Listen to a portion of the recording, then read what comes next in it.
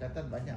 Kita pada kita dah gunakan pendekatan berbeza. Jadi kalau kita nak gunakan pendekatan berbeza, kita mesti cari data kita sama ada kita nak buat selesaikan masalah gender, kan.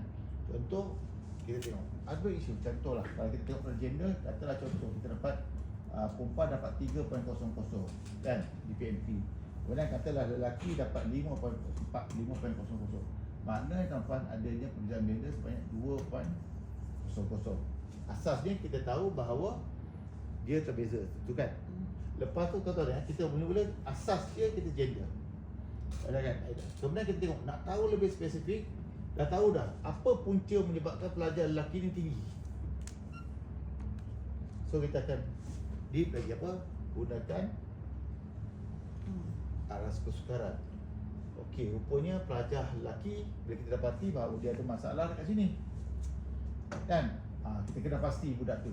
Kita nak tahu kenapa, kan? Kenapa pelajar lelaki ni pelajar lelaki ni tinggi, betul tak? Besar.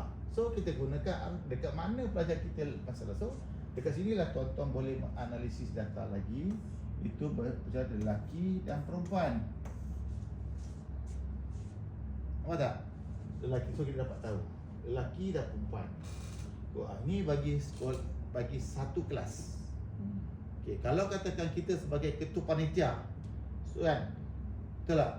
Kita akan gunakan pendekatan antara kelas. Nah, lihat jurang kelas. Kelas 1 dengan kelas 3, kita tengok. Kemudian ataupun saya kelas 1 ataupun saya kelas 3. Saya nak tahu bahawa potensi pelajar saya akan banding Waidah, you pergi kelas 1 dapat berapa sejarah? Saya dapat 2. Okey, saya katalah 6. Macam mana saya usaha untuk mendekatkan jurang saya dengan dia?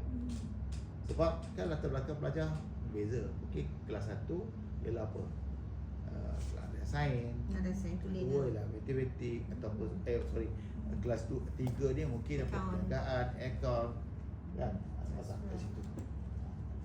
Kat situlah kita boleh lihat. Jadi maknanya terlepas asas dia begitu, tak kita boleh spesifik lagi macam mana.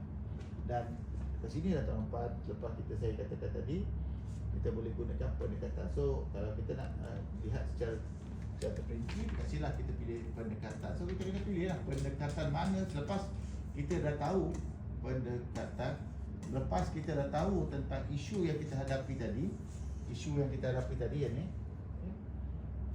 isu tadi, okey, pendekatan pedagogi kita nak gunakan apa?